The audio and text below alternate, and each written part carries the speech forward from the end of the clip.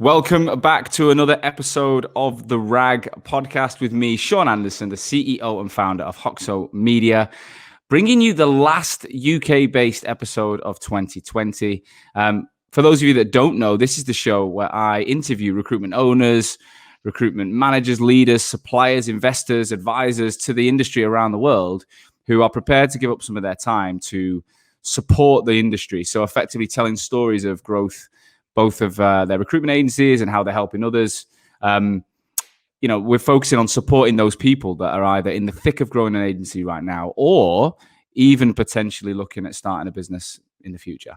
Most recently, we've dominated conversation to do with COVID-19. Of course, today we're not really focusing on COVID-19. I mean, unless my guest wants to.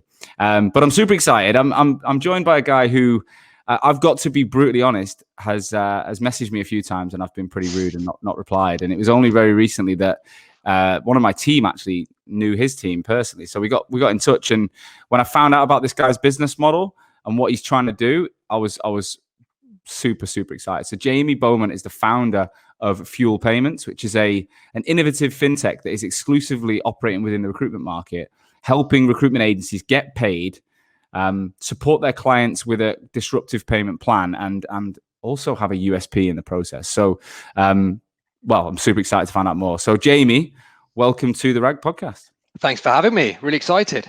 No, my pleasure, mate. My pleasure. Look, last one of 2020. It's hopefully we'll have a few people listening on LinkedIn Live, but the majority of people will be listening back on YouTube and the Apple Podcast, Spotify, etc. For those benefits, for those who will benefit from knowing who you are, who don't know who you are, can you just give us a better overview of you and what it is you actually do? Yeah, sure. So my background's within recruitment. Was in it a while and left to start up a kind of an HR tech company called Offered. And during COVID was a great way to think of another way we can help the recruitment industry, and ended up coming out with Fuel Payments, obviously the fintech helping out. So I suppose I love technology. I've got a huge passion for recruitment, so kind of mix them together, and now it's kind of my dreamland and hell at the same time. Wow. So people who are maybe, if there is anyone listening outside the recruitment industry, I'm not convinced I get that many people who listen from outside, but anyone who says, I absolutely love recruitment, I'm in dreamland, they're probably going to think you're talking shit. Yeah, probably. It's most people, when you describe recruitment, what's the best thing about recruitment? It's the people. What's the worst thing? It's the people.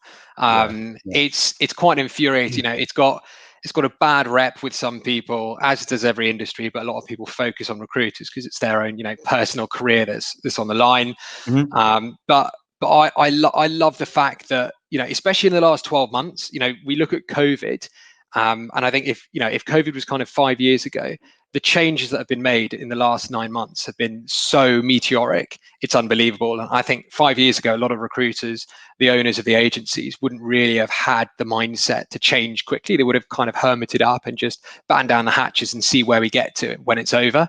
Whereas the introduction of video interviewing, automation, chatbots, things that make businesses react to augmenting their process, becoming better, getting, future-proofing themselves. It's meant that we're kind of in a brand new industry now. Recruitment is exciting now. It's no longer your yellow pages, salesperson smashing the phone and annoying everybody. It's personal branding on LinkedIn. It's people with great content. It's people who are genuinely trying to do dedicated searches and becoming experts in their area instead of kind of jack of all trades. So yeah, I mean, it might sound weird, but I think recruitment over the last 12 months has made this huge step forward into, as you know, a huge marketing push instead of a sales push, showing that actually, we don't just do one job, we do a whole service. And yeah, it's great to be in. I think, it's great to have you on. I think you're right. Marketing, I don't think it should replace sales. I think it should just be part of sales, in my opinion. Marketing is sales. It's a big factor in getting people to see who you are and what you do. So before we get into right now, if you listen to the show, I always like to go back. I always like to do a little bit of digging and finding out a bit about you. So you worked in recruitment for how long? I was in recruitment for about 4 years. Yeah. So I started off actually in 2012. I got into IT recruitment, and that it did not agree with me at all. It was a Honest, different, honest. yeah, it was a different type of recruitment as well, and yeah, just didn't get on with it. Took a bit of time out, and then started getting on the job hunt again, and realized actually I was better off in more junior recruitment, high volume recruitment. It sounds strange, but hitting the phone, speaking to as many people as possible, I loved it. Running assessment days, one-to-one interviewing. I kind of found my calling. Did really well. Left the business and ended up starting up my own grad division. And then about 15 months later, we went back and actually acquired that same business. Wow. And it was great. And then we went up and opened up an office up in Spinningfields, and had a couple of offices. I was introduced to the north, and yeah. So what was your initial thought? It was awesome. It was just good fun, and everyone. I mean, I know everyone knows this, and we will speak about it. But in London, we don't talk to each other. It's not the unwritten code. It is just don't do it. Don't get on the train and speak to someone. Whereas up north, especially, I've not spent too much time in other places up north, but Manchester, I mean, everyone's so friendly. Well, I don't know if I'd agree with that completely. I've had some ropey conversations already. I've only been back a couple of months, but I know what you mean. Fleeting visits where you're kind of, everyone's. I remember going in Christmas time as well. I can't remember what that square is, but they've got the Christmas market in the square. Is it Churchill Square? No, you've got St. Peter's Square, probably, where the town hall is. Yeah, might have been, but it was. Yeah, it was just good fun. Albert Square, you think? Albert Square, that's it. Yeah, Albert Square, that's it. Everyone just in good spirits. It was just really good fun. A couple of good nights out up there. So, a couple of years ago, when I was in recruitment in London, I had a client in Wilmslow, which is just south of Manchester in Cheshire. It's a company called Royal London, and they're an insurance company. They're life and pensions company. So me and my colleague John Sharp, if he's listening, I doubt he is, but we got the train up in suits, right? And it was a Friday, and we got off at Wilmslow. We went to the office, and we didn't know what to expect. And we got there, and everyone was in dress down, and we looked a bit like the gas board or something. Like they properly looked at us like, "What is this?" And then we got the train back into Manchester, and it was funny. Like this conductor got on, and it was so old school. Like he was getting everyone around us was getting tickets checked.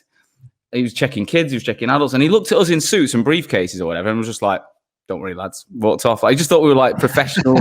We got away with it. I was like, "Bloody hell!" I've always had people say to me, "You must be in Manchester, Hoxo." I'm like, "No, we were always in London, but now we've gone fully remote, and I moved back in the summer now that I'm able to. So I'm officially back in the homeland. But you've spent some time here. So what happened in your recruitment career? What came to an? How did it all come to a head, and you started to do or decide to do something different? I mean, I got into a position where I was speaking to thousands of candidates, a lot of businesses, and there seemed to be this kind of disconnect in between that just wasn't working. There were lots of candidates being asked to come in for interview, then rejected based on the first 5 minutes. Culture fit is wrong, or it's just not right for us. We didn't really look at the CV. Clients suggesting that we're wasting it, sending too many candidates along. There was just a lot of things that I thought could be improved, and I started asking questions to each party. So, what would happen if we did this? What would happen if we did this? And to the point where some clients were sitting there going, well, can you do it? I mean, if you could automate that, do you have the technology to do it? And I just thought, no, I don't. But hang on, we're starting to get a lot of people saying the same stuff now. So it was at that point that I thought, well, I feel like I know the market well, or well enough anyway, and there's always going to be stuff to learn. But I genuinely, in my heart of hearts, felt that there was a massive gap there that wasn't being catered to, and so the idiot that I am spent all my savings, got a massive loan to build the first part of the technology, and kind of take it to market. This was offered. This was for offered, and I mean, a big lesson that I learned is it really doesn't matter how much you think you know about the market.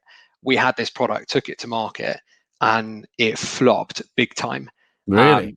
Yeah, I mean, we overcomplicated the process itself, and we didn't introduce businesses into the build, and ask them whether they can be kind of beta testers and let us know what they think and take their feedback. I just thought it's fine, got the experience, I'll be able to get it out there. And yeah, I mean, I was full of it as soon as we take it out. The concept was go to a business that hires volume grads and give them a tech product that would find the grads for them, or? Yeah, so the concept I've always had is I'm a big fan of video interviewing, I'm a big fan of screening, I'm a big fan of collaboration between businesses. I'm not a big fan of pinpoint technology, so just screening technology. I thought the process actually lacked a lot of automation rather than technology itself. So I wanted to have a point where when you put a job advert up, you actually interview with that business at that point. So you do some screening questions, you stick up your CV and a profile, you go through a video interview, you go through everything to make sure that on the other side, the recruiter has 2 hours worth of screening done for them in 60 seconds. Then they can start automating the calendar invites and inviting their clients in to see these candidates. And I was always just a big fan of that type of automation, where it was not just 1 or 2 of the process, but the full Monty. And we kind of got to that point. But when we first launch, you launch with a pretty basic product. And when you've got a pretty basic product and you've not listened to anyone at all during the build of that, the end result is always get lost. Like, this is rubbish. And wow. So what was paint a picture like? What was your life like then? Where did you live? What was your situation like personally? What to take such a big risk? Just to put it in context, last month was the first month I've been paid since February 2019. Wow. So life's not easy. You don't get mortgages, you don't get loans. You don't get up in the morning and know by the end of the month you're getting paid. In fact, the complete opposite. You've got to build this. If you take a day off, you're effectively telling the business to shut down for a day. You don't get holidays. What life balance? Just take the balance and life out of there, and it's just work life. And by the way, I love that. That's for me. I'd get agitated if I was on I said it to somebody the other day. If you stuck me on a beach, I'd want to do something. I'd be thinking about work. So I'm not sitting here saying I want work-life balance and woe's me, I've gone and become an entrepreneur. I probably did that. What I'm trying to get my head around is like, what was your life like going into this? Because, like, for example, when I started Hoxo, I was pretty financially set up. I'd bought a house. I'd also saved a bit of money after that. I'd remortgaged my house, took money and equity out, so I had a pot. I had a girlfriend at the time. I wasn't married, didn't have any kids. Like, I was, if I was going to do it, I was 30 years old. It was the time to do it. Like, what was your situation when you set up? Pretty similar. So I was pretty financially secure, enough that I thought I had some backing to help me get 6 months in and then get paid.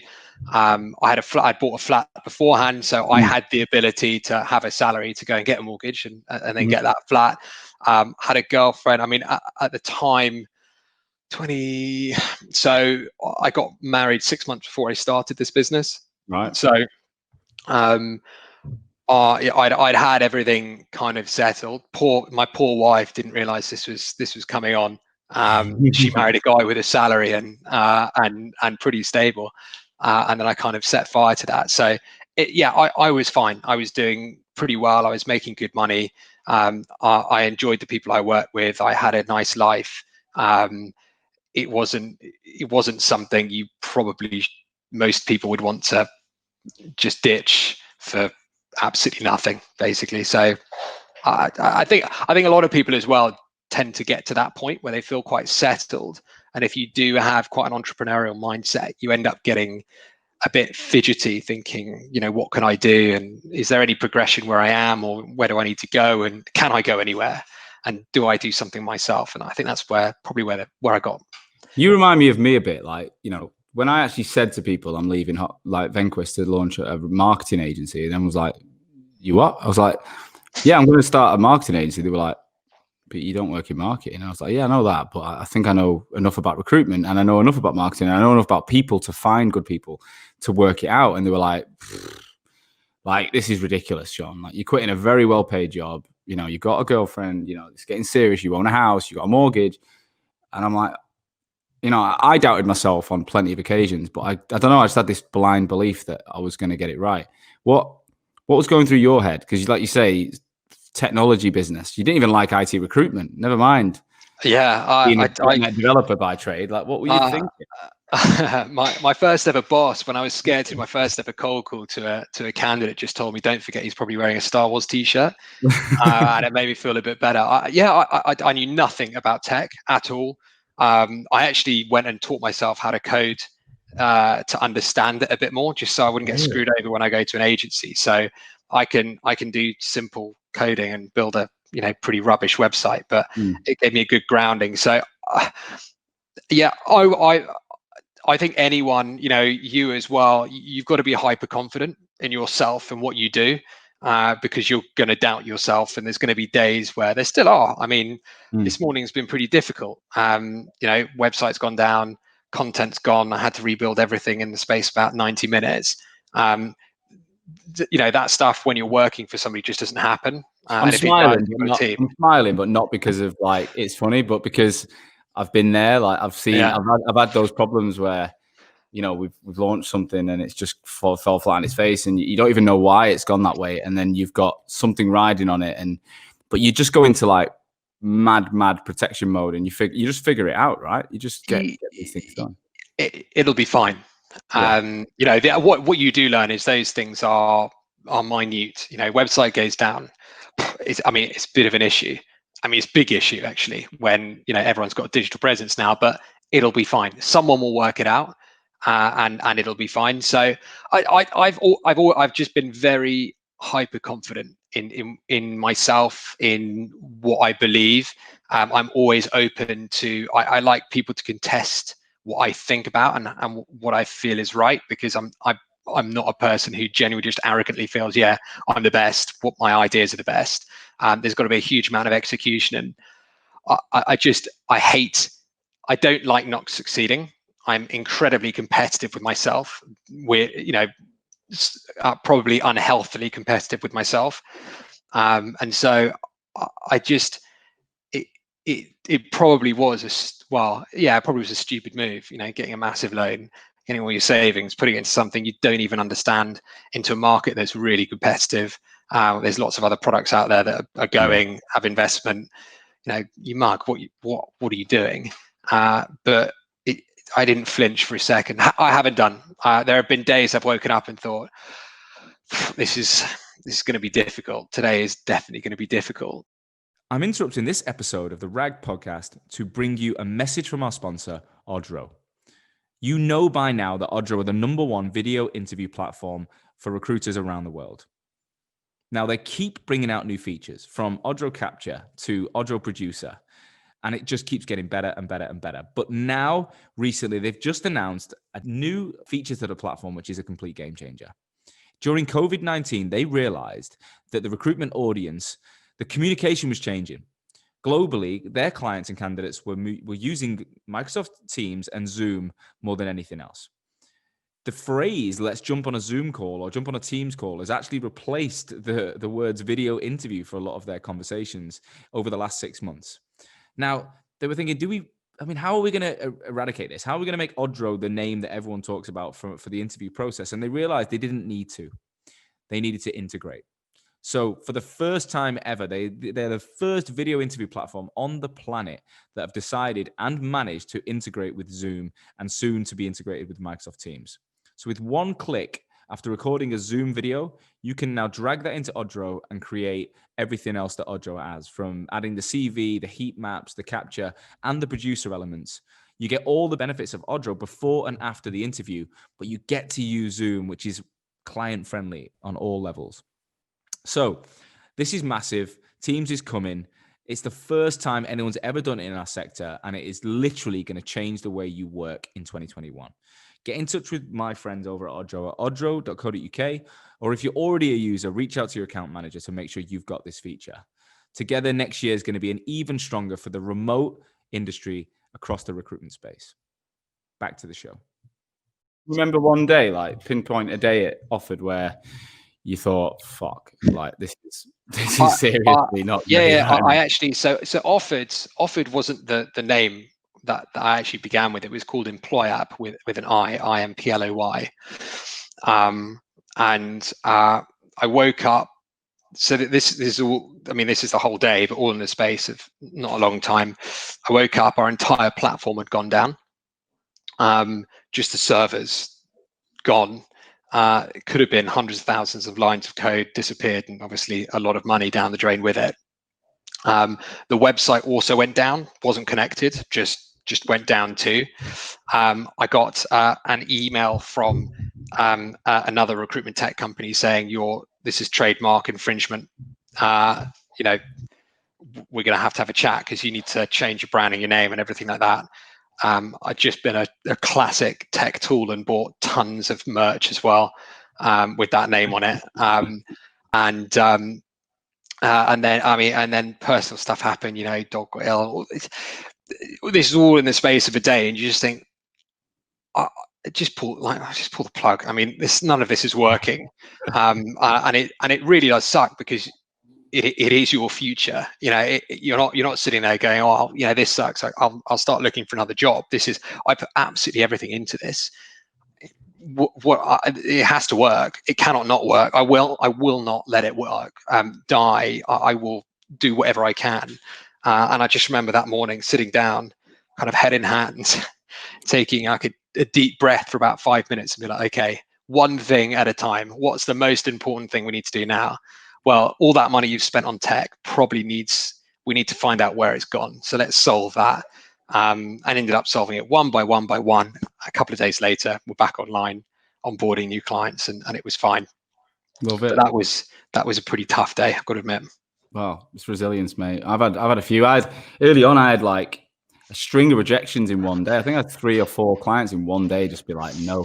But every single one of them said, why aren't you in recruitment still? Like, you clearly know your shit. Like, your track record's amazing.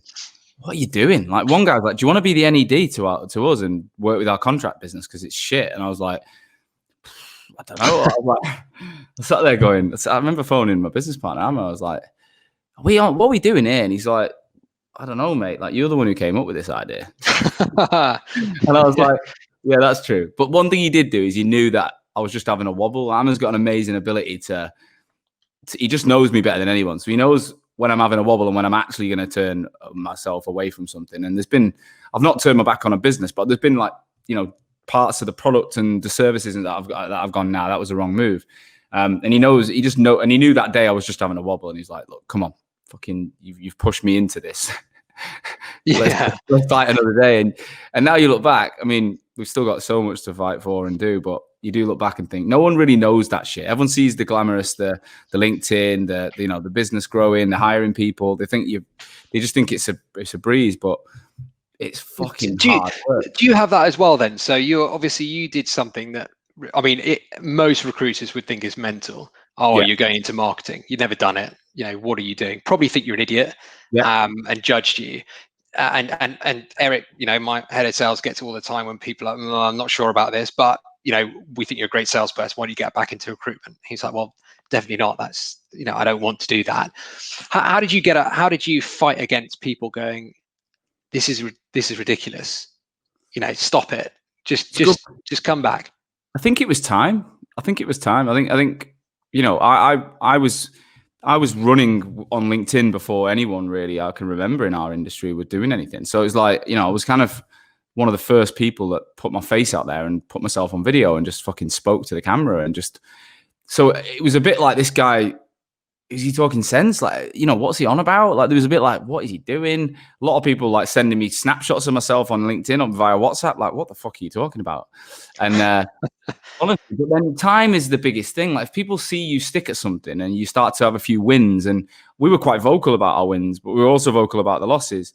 But time, I think so we started in March 2017, and I reckon by January 18, people were like, there's something in this. Like, you're not, most businesses wouldn't last this long. We'd hired a few people, we had a few clients, and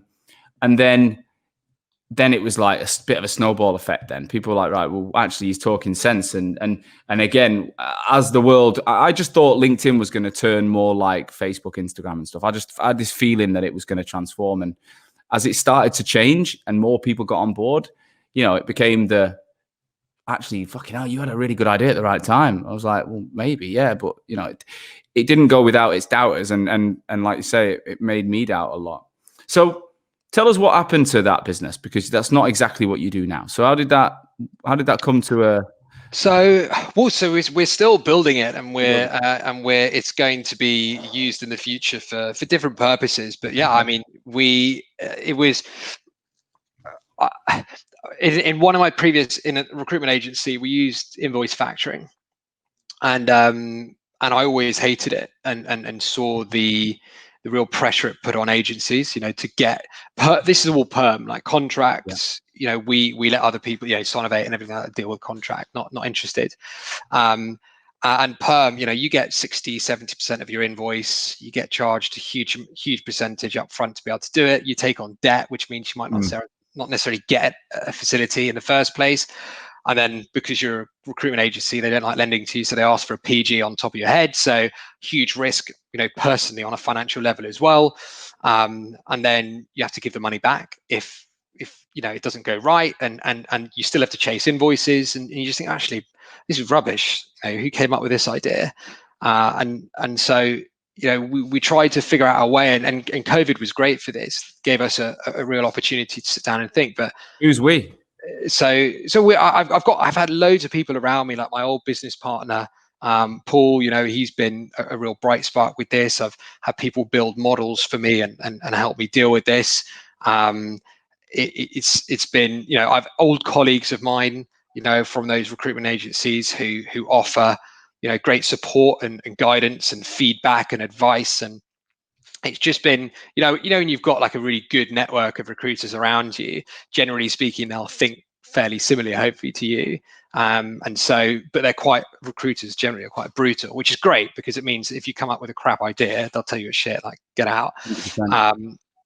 And it was just kind of brainstorming and going around with it. And there were awful ideas, like, let's start investing in recruitment 10 recruitment agencies. And then it's like, well, I mean, you've got no back end function or finance or anything like that. You're going to be on the board of 10 agencies with 10 MDs giving you hell every single day. I was in a risky industry right now. That your first idea? That was the first idea. Yeah, it was rubbish. That was a real shocker. Where are you going to get the capital to invest in 10 agencies? Well, I don't know. It all starts off with an idea, doesn't it? And and then from there, and then it got to the point where I spoke to Paul, my old business partner, and we just came with the fact that invoice financing within recruitment, they're not even a beneficiary, but recruiters have so much where everything's taken out. How do you create this triangulation of beneficiary where the hiring SMEs get what they want, and so do the recruiters, and obviously so do the providers. So to put it in the most layman's terms, we'll talk in depth about, is I'm Hoxo Media, still an SME, 20 staff. We want to hire an account manager from ABC Recruitment. If they work with you, they can say, look, we have a facility that you can basically buy now, pay later, like using bloody, going to Debenhams, God rest their soul, and buying your buying something on a 6 months finance. So you can buy it now, but you pay it monthly over 6 months. So the SME Hoxo, we go, great, we can pay a monthly installment. So that £10,000 fee spread over 6 months as opposed to upfront. But your facility allows the recruiter to get that invoice within 24 hours. 24 hours, no recourse. So that recruiter effectively gets the money in the bank within 24 hours. We can't come back to them and ask for it back. It's theirs to keep. And there's a few reasons for that as well. Is because we carry huge risk on that. If we don't get paid, then we're the people who lose out. Yeah. Recruiters lose business by chasing payments. And they shouldn't do. They're owed that money. It's one of the few industries out there and it usually is the industries that people hate, that people have to do this, is we do all the work before you pay us. You have to actually agree with the work before, and that's why I always hate recruiters saying they've got a product. They don't. Like, your product shouldn't be getting that person hired. It should be delivering a service to that business, and they should pay for that service alone. And if they hire someone from it, great. That's fantastic ending. But recruiters do so much work in the preamble to the hire that, it's the biggest work for free culture in the world. It's ridiculous.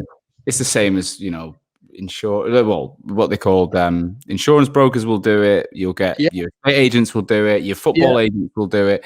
Like, talent management in general is usually built that way. But I think the mindset is changing. Like, even when, because we charge up front for our services on a monthly retainer, we charge for the time more than the result, right?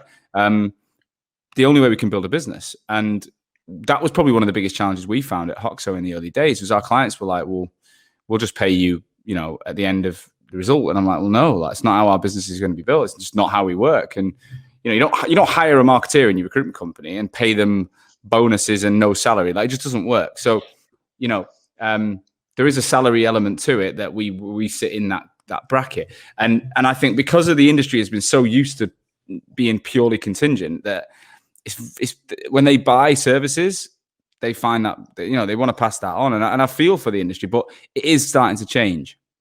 Yeah, it is. And it's, the reduction of risk, and I think we're just very proud that we found a way that we can offer finance to an agency without them actually taking finance on. It's a way for them to benefit from a finance agreement without having to actually go out their way, put the house on the line, put all of this, done the work, congratulations. It's now customer success and customer service, but apart from that, let's give you the money that you deserve right now, so you can grow and know where you're going, rather than I'm going to get paid 90 days late or 6 months. I've been 6 months down the line. You're just thinking, you've got to be kidding me. You're 5 months late. How are you 5 months late? And they just don't care. Read an article that FDs paying late to FDs is like crack cocaine. How far can they actually take it? It's just a bit of a game. So we basically managed to make sure that recruiters get paid within 24 hours. And then, you as Hoxo Media, every credit agreement, you have to pay interest on top of it. But we tried to make that as decent as possible. And it's about 1.6% a month over this, for each month for 6 months. So it's pretty good, and it just allows you, especially when you're looking at, we've got a sweet spot of things like the cash flow, but if you've got sales hires or marketing hires that you can get an ROI for over 6 months without having actually finished paying for them, what a fantastic method that is, as well as not being hamstrung really if you're there with 3 month rebate period where you get money back and you think, do I keep this person on? Don't I? I'm not too sure. Give them 6 months, give them a bit of time. Most of the time you'll know within a month whether that person's right or not, but if it's coming up to 3 months, give them a bit more time and get an ROI. So we found a really good intersect. So how did you, we'll talk about the detail of why recruiters should buy it later, because I honestly wouldn't have put you on this show if I didn't actually I thought the idea was wicked. Like, I really did. You. And I'm thinking about it more from buying recruiters than being a recruiter, actually, and then how useful it is for someone of a business like mine. But how did you put this together? So you had the idea, you speak to Paul, you think you've got something here. You're not a finance guy. You weren't a tech guy. You're not a finance guy. What's going on? How did you do it? It's weird, isn't it? From going from recruiter, effectively in a short period of time, recruiter to lender. How the fuck do you do that? It was weird. So I just got in and around the right people. So I met a really nice bloke who ended up helping me make our first ever financial model. And this model had to represent what would happen if you lent this money and then got it back over 6 months and then paid that money back out, and how much interest you get in return and what you could do with that. And these, genuinely, if I looked at it now, impossible things to go out and measure. To him, that was just, click your fingers. Really easily done. So we ended up going around and building that model. And then it was, going around and actually talking to recruiters, how the model would work, and SMEs, how they work. Because effectively, we're an SME lender. Now that's what we do. we specialize in recruitment agents, perm recruitment agency fees, so that we can actually be a benefit in an industry that doesn't benefit recruits at all. But we're an SME lender, so how the hell do you do that, and what happens when you build the business, and how the hell do you raise funds? And it's not just equity you need to raise, it's debt. You need to ask somebody to give you money so you can give it to somebody else, and then tell them that fingers crossed they'll get it back. It's like it just seemed mind-boggling. And my previous investors, who have been unbelievable all the way through, I've just had the key to all of it, where they've been able to introduce me to the right people. I've had the right people surrounding me beforehand anyway, and we kind of just slowly built. It's taken months, by the way. It's taken from May till now to even get this over the line. So I think it's just getting the right people who know finance, because you're right. I'm all right at maths, but I am not a lender. So no, but you're a visionary. You're a visionary. You're a thinker, and that's why you are in your seat and not in the other seat. A final interruption to today's episode to introduce Vincere. Vincere is the all-in-one CRM ATS platform built for the recruitment and staffing industry. Now, I first heard about these guys about a year ago. The amount of prospect recruitment agencies and clients I was working with that were telling me they were moving over to Vincere, I had to look into it. And what I found was a business that had a global reach with multiple offices around the world. So they've got this follow the sun methodology, which allows them to support recruitment businesses wherever you are and be in your time zone. But the technology that they've invested in is becoming a disruptor in the space. More and more recruitment businesses are doing this to give their recruiters a competitive advantage.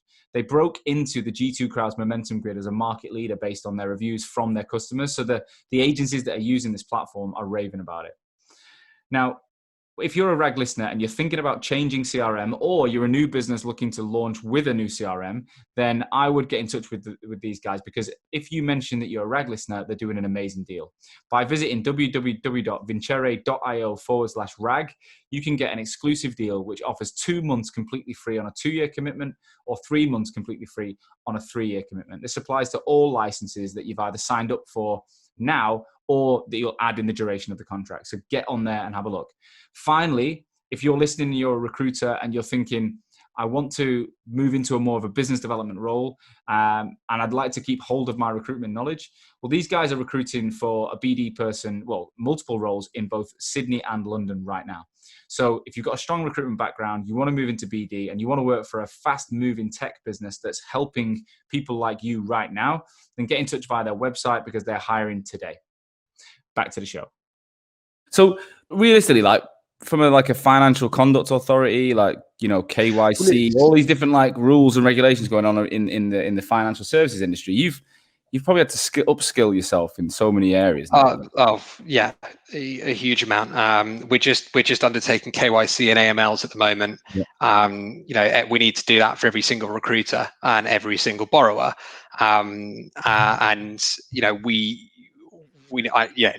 We've got loan agreements, and we've got credit agreements, and we've got borrower terms and recruiter terms, and all these, how to think about process and underwriting. How do we build the underwriting? What risk analysis suites do we use? And what's the criteria that we've got to have to make sure that we have a concentration with our portfolio? That means we've not got too much of one and one of another.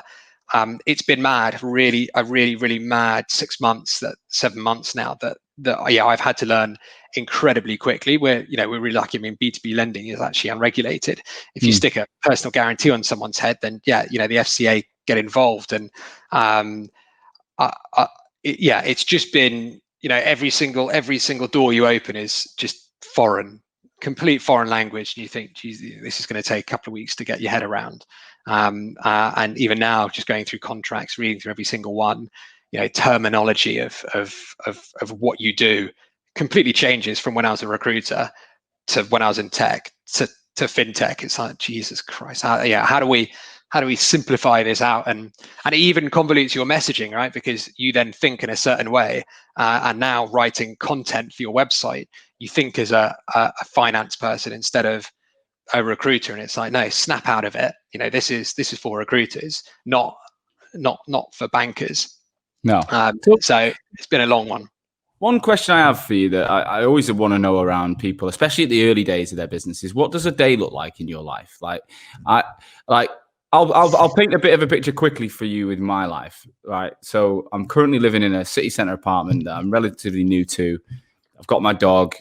I'm up super early, always R5, 6. I try and get some exercise in. I've been shit recently because I've been coughing for like 4 weeks. If anyone's listened to my podcast, I've been dying for about 4 weeks, and it's not COVID. It's not COVID. And then I'm basically like, I've taken a long walk around the city, and that's my time every morning now to like decompress and think and plan.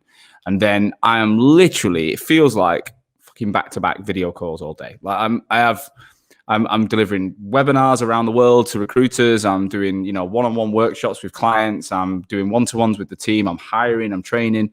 I've got a couple of personal coaches. So I've got a woman who helps me with I've got 3. I've got a business coach, and I've got a psychologist and a mindset coach. So I'm working with them in the evenings. I'm trying to see friends and family. I mean, it literally is from the minute I wake up to about 9:30, 10 at night. I don't think I get 10 minutes to just decompress and do nothing. So like, what's your world like? Yeah, it's that sounds quite structured. I'm quite jealous. I suppose my business is not yet evolved enough for me to have different aspects. So I wear a hat an hour effectively. So it could be, I have 2 stand-up calls every single day, one at 9, one at 10, both technology ones with my developers out in Ukraine, where we discuss, what we've done, what we haven't. I wake up at 6 every single morning, and I go for a run. I've just surpassed 1,100 miles this morning. Wow. So I love running. It's massive. I've just moved to Windsor as well, so run by the castle, it's really, really nice.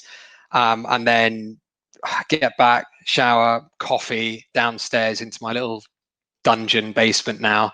That's the new office, and it's right, a bunch of emails, go through, figure out what's going on, and then it's just figuring out, right, at the moment, what's the most desperate thing that needs doing, and then prioritize them in a list and just get through them throughout the day. And then you'll get the stuff that comes in that you don't want them to, like website breaking and going down, all the content going, and people coming back saying they want they want to join, but they don't want to pay interest on any of their loans or anything like that, and you think, okay, that's not happening. And so I mean, at the moment I deal with all the financial side of things, so whether it be due diligence, KYC, AML, building, help with the models, the underwriting process, negotiating with the lenders, all of that. The equity side, where we still look at funding, so we're looking at shareholder ROI and pitch decks and marketing decks, and I'll do the marketing, the content, all of that. Obviously I've got Eric on board to head the sales up, but I still head straight at it. So that's straight onto emails, LinkedIn, calling, any content that I can get up on LinkedIn, building the ops processes for what actually it looks like when we start scaling. How do we add one, and there's the process, off it goes. It's like an organized mess every single day, and it doesn't. I mean, my wife was just saying, I said, I don't want to talk about Christmas presents during the day. I've got work to do. We can do it in the evening when, after work. And she just sent me a message, well, work never stops. It's like, well, yeah, I mean, it doesn't. What are you going to do on Christmas Day? It's, I'll get up and I'll be like, oh, hi, morning, everyone. Right. And then just be like, right. I wonder how many, in my mind, I'm going, I think it's quite unique for someone to get like a good email on Christmas Day. Prospecting on Christmas Day, I think that's quite unique. You kind of stand out. Yeah, like it stands out, doesn't it? I always think, 6 a.m, getting an email, thinking, what's this dude doing awake?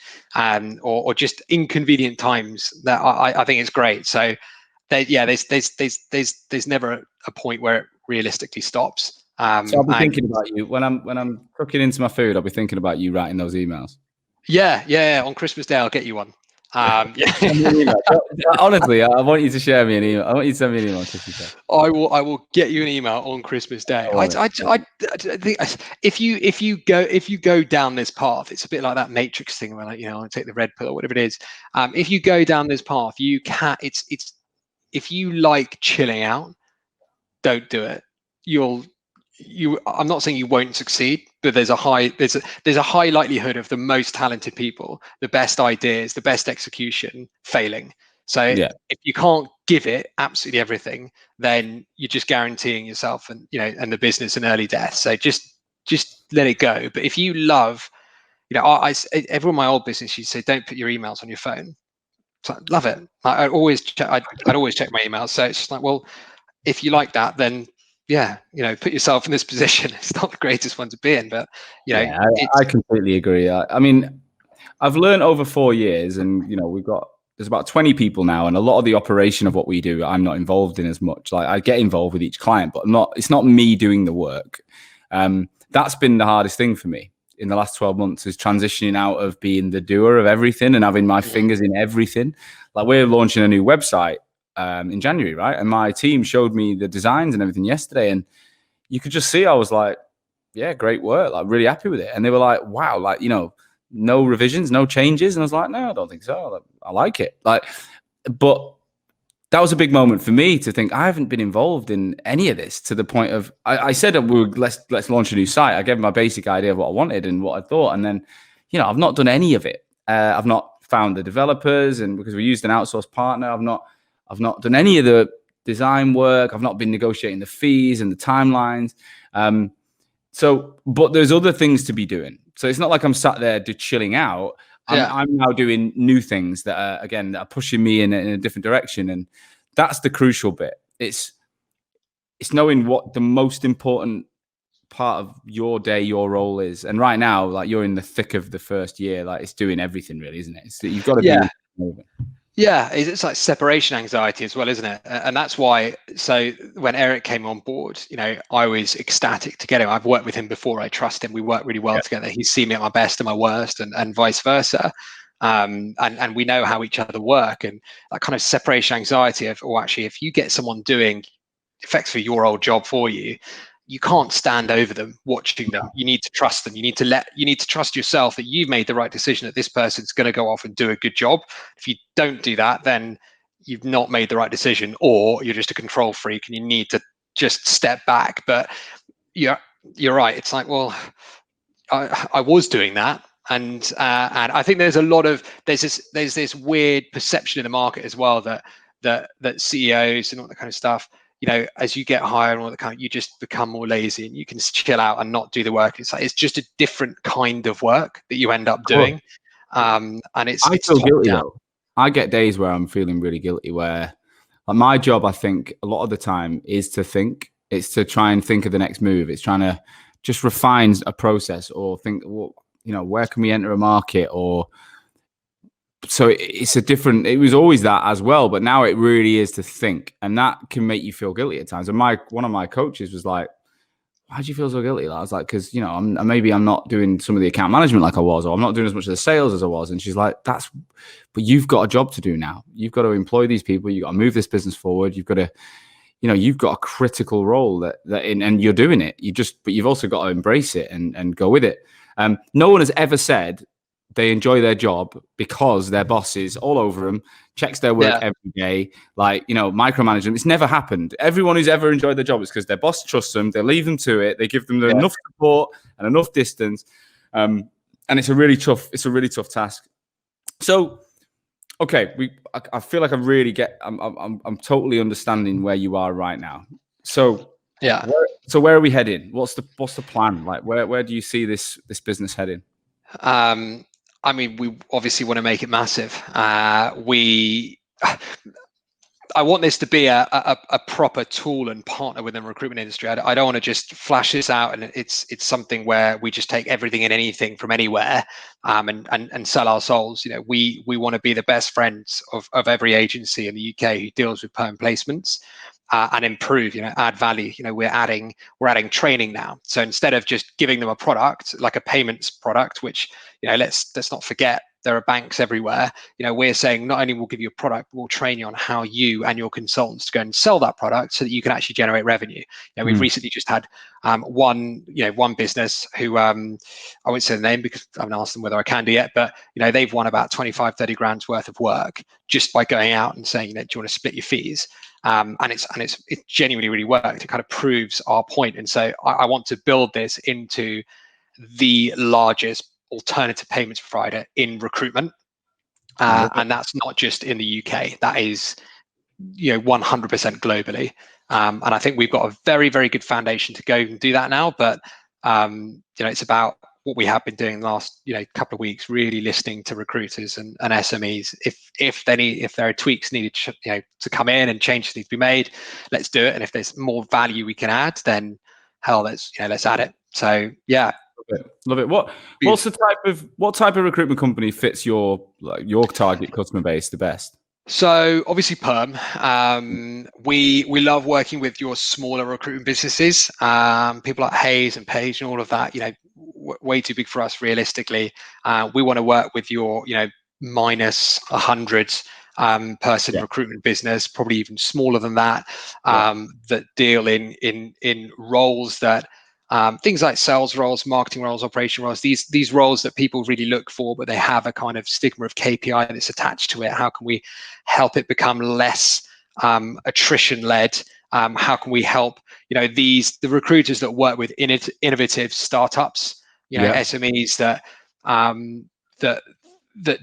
they would like this type of platform as well. They want to be able to split their payments. Those are the types of recruiters that we really want to work with. But over and among everything on top is we want to work with game-changing agencies, really innovative, new world thinking. How can we build value inside of our service rather than just old school, it worked before, it'll work again now post-COVID. Let's work with those absolute top-class agencies that want to change how it's done and add more value rather than just drill down on the same old stuff. So what happens if I'm the recruiter? I love the service. I go out, I pitch to Hoxo, and they say, "Yeah, let's do it."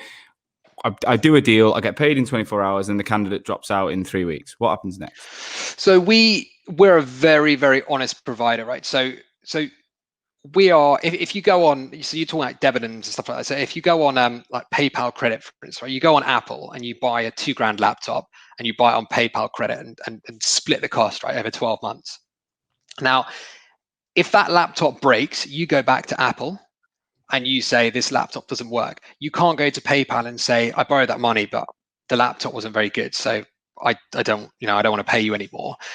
Our sole responsibility and what we want to do with this is create better client recruiter relationships so that they go into this partnership knowing that a recruiter is going to fulfill their rebate duties or replacement duties of that candidate within that period. So that client still needs to pay us back the fee, but that recruiter sure as hell should be doing their best to make sure they either replace that or just work on the terms that they should be working at throughout the period. So we like to separate ourselves from the rebate period because that's down to success of product and things like that. What we're doing is adding a value proposition to the payment terms.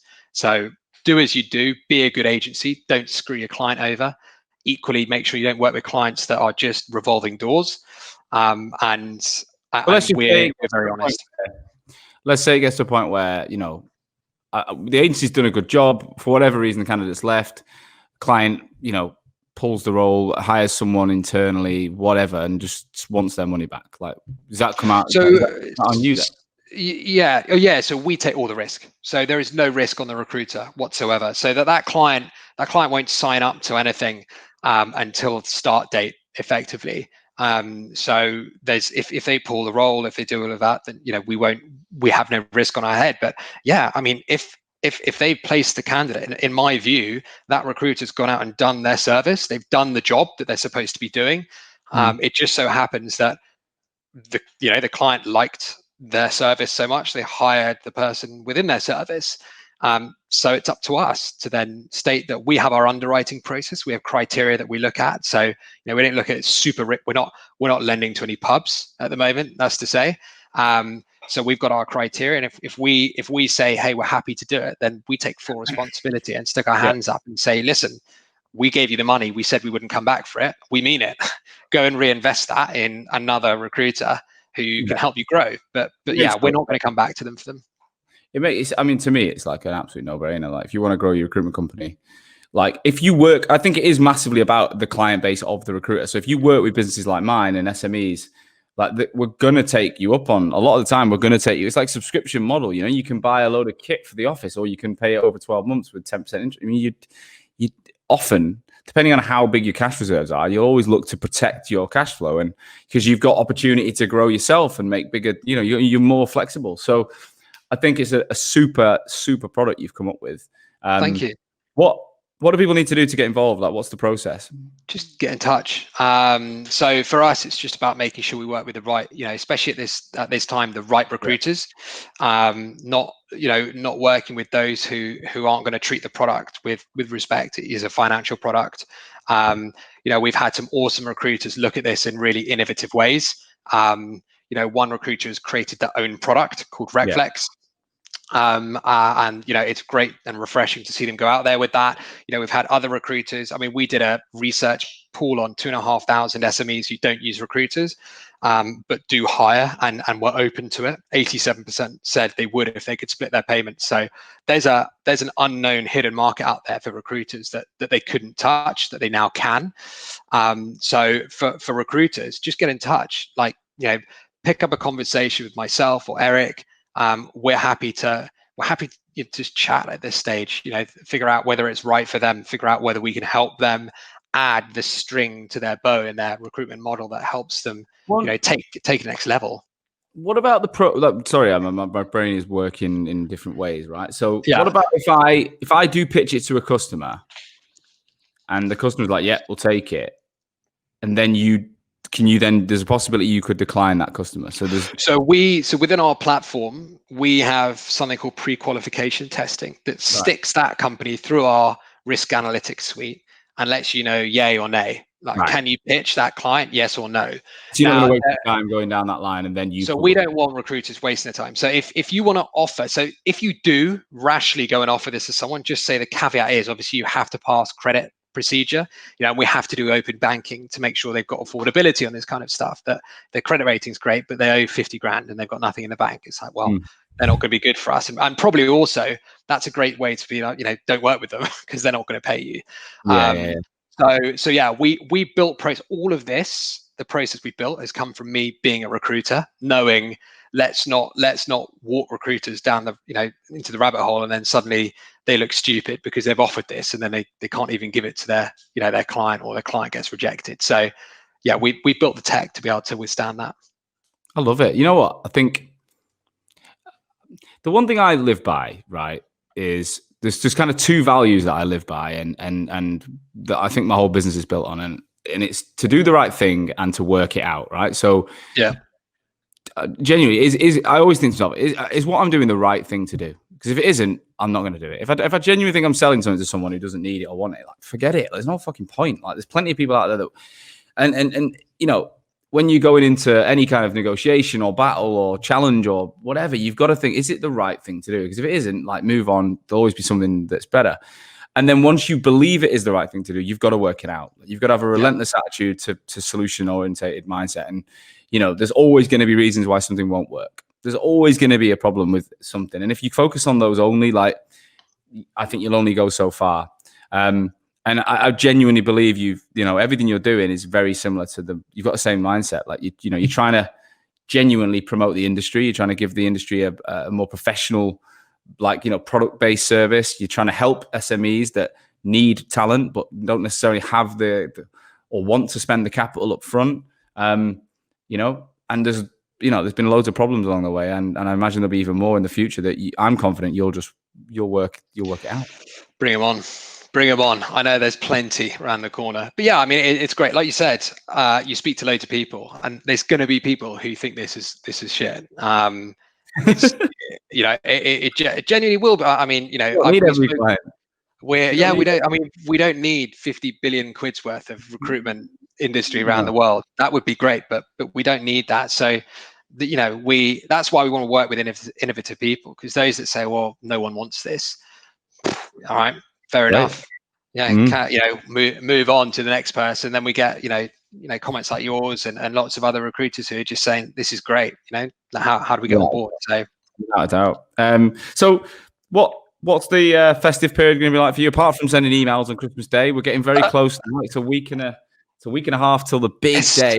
Next Friday, isn't it? Yeah. There's no real break, to be honest. I mean, we've got a lot of work that we need to do. We have Jan's a big hiring month, massive hiring month. So we're helping a few agencies at the moment build campaigns on hire in Jan, pay in June type of campaigns, and we want to help business. We want to help recruiters be more accessible by hiring, with hiring businesses. So we're in a path at the moment where we're talking a guy called Ben Browning, who's going to help us out with creating training videos for recruiters so we can actually get them trained up. We want to get some real good marketing out there. We've got lots of process to build. We've got lots of businesses that are asking us to put them in connection with recruiters as well. So we've got a very, very busy festive period, which is great. It would suck if I was doing nothing and the business was obviously failing. So we're looking quite positive, and then on the offered side, we've got lots of stuff happening, and we're hoping to partner with some Kickstart scheme stuff and just push on. So yeah, there's a lot going on, and then down to the end of Christmas. How are you feeling about the whole COVID situation now? Like, obviously the vaccine on the horizon, but the reality is we're still in it. What's your personal view on and how you're coping with it? I'm coping fairly well. We can have kind of apocalyptic stuff happen. It's not really going to change my mind about what I'm doing. I think I've met with a load of business leaders who have given themselves fantastic excuses during COVID. And yeah, it's been tough, and I've had it much better than some as well. So I can't exactly say that I've done well because of a particular reason, but I feel like there's kind of a light at the end of the tunnel now. I feel like there's more activity. I feel like at the start, people were very hesitant. They didn't want to make any decisions. They didn't understand how long this was going to go on for. I feel like that has subsided somewhat, and we're getting to grips with, Q1 in 2021. Hey, the vaccines being, released and put into society, and even if we don't get it, stuff still needs to go. We still need to keep moving. Business still needs to carry on, and we've got livelihoods and businesses and families and mortgages that we need to look after. So for me, it's been it's helped me with fuel. So silver linings and everything. It's been an absolutely devastating year for a lot of people, but I think there's a huge, I think we've gone over the hump now, and I think we're it's almost it's always darkest before dawn type of thing, and I think with these tiers coming in and London going into tier 3 now, I think people are taking it very badly, as they should, because the lethargy of having to go through yet another lockdown is annoying and disruptive and mentally straining, but we're nearly there. So I think we've all just got to take a deep breath, enjoy Christmas, take it like a holiday.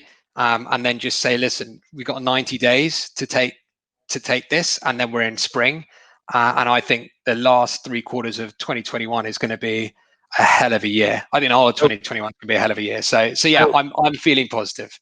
Great, mate. I think I'd completely agree. I think for me personally, like, it's been transformative. It's probably been one of the most eventful years. It has been the most eventful year of my life personally, and and that's forgetting COVID. And I'm looking back going, you know what? I'm proud of what we've achieved, and I'm proud of the industry for what they've done. Like, I've sat there every week with recruitment owners in my academy. Today, I finished my 10th academy program, so that's 150 recruitment owners I've personally coached throughout COVID, and just so positive. Incredible community, incredible people that are finding ways to make money. They're finding ways to support their community, their candidates and clients, and they're absolutely super positive. Yesterday, I did a post on LinkedIn. I did a poll which said, is it busier for you in December than normal due to the fact that COVID is restricting all of the boozy lunches? Like when I recruited in London, December was a fucking write-off. Like I would do deals. I wasn't one of them guys who thought there's no business to be done, but it was quiet, and you would probably go from about the 10th of December, you'd be on a lunch nearly every day, and it was great. I used to sneak pints in the Cheshire Cheese on Fleet Street and hide underground. I absolutely loved it. None of that's happening this year, is it? So across the board, I had over 55% of the couple of, I think about 300 votes. 55% of those people said that it's busier. That's impressive. Yeah, so we're coming out of a really shit year with some really positive news and vibes, which is And I agree. 90 days now. I believe that by April, the vaccine will be rolled out well enough that we should start to see some restrictions gone. And, hopefully anyway, I've got my fingers crossed. So, Jamie, that's all we've got time for, but thank you, mate. Thank you so much. Thank you. Appreciate it. If any of my listeners want to get in touch, LinkedIn, best place to get you, do you reckon? Or yeah, we're all on here. So hit me up on LinkedIn, Jamie Beaumont with Fuel, or Jamie at paywithfuel.io. And I'm always here. Wicked. All right. So anyone who's listening, please get in touch with Jamie just to find out more about this innovative product. I think it's wicked. Also, if anyone just wants to pick your brains on, startup life, there's a lot of recruiters who are probably thinking about doing different things as well as starting recruitment companies. I know you're busy, but would you give them a bit of your time? 15? Yeah, of course. Get in touch. I've done it with lots of people, so I might not be right, and I might chat rubbish all the time, but I'm always here. So hit me up, and we'd love to chat. Awesome, guys. Thank you so much for listening. This has been an incredible year. This is the last session I'm running purely for the UK audience of 2020. If you've enjoyed this show, if you know anyone who you think would benefit from Jamie's story or hearing more about Jamie's product, please share it. We all know other recruiters. We've all got, we're in WhatsApp groups, we're in email groups, chains, whatever. Send this episode out. Let people listen, because the more the people listen, the more the business is going to be stronger next year. The more innovative products we can offer to our clients, the more we can all succeed. I'll be back again on Thursday, 8 a.m. UK time, 7 p.m. Australian Eastern time, with my co-host on a Thursday, Pete Watson. And we're joined by Stella, who is the founder of Rio Group. We've just gone through a merger with a company called Cox Pertel. And it's this woman is a force. She is an absolute force of nature. She was on my academy, my Australian academy, super energetic, just powerful female with so much to say. Nice. I can't wait to find out how she's got through lockdown and how she's ended up merging her company and growing this big organization. And it's going to be an amazing way to round up the year. I'll be listening. Hopefully you will, mate. Hopefully you will. But for those that are listening, thank you again. Please do stay safe, and I will see you all very soon.